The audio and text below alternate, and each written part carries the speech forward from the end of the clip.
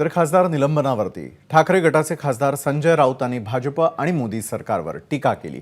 भाजप आणि त्यांच्या अंधभक्तांनी लोकशाहीच्या मंदिराचं स्मशान केलेलं आहे। दिल्लीमधल्या मंदिराचं स्मशान करून तुम्ही अयोध्येमध्ये जाऊन पूजा करणार असाल तर तो राम तुम्हाला पावणार नाही, या शब्दात संजय राऊतांनी भाजपला फटकारलंय।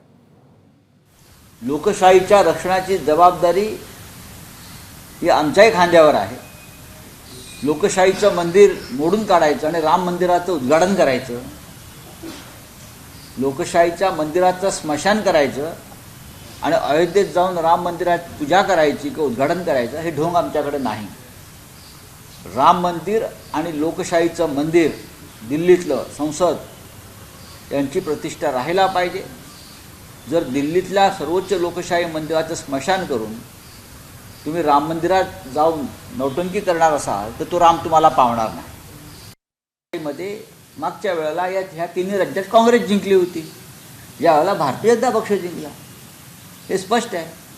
याचा अर्थ 2024ला त्या राज्यामध्ये हेच निकाल लागतील असं कोणी खात्रीनं सांगू शकत नाही।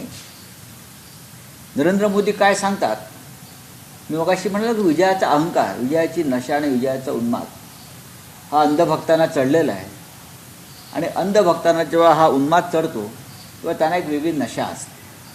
ही नशा 2024ला उतरेल। एबीपी माझा, उघडा डोळे बघा नीट।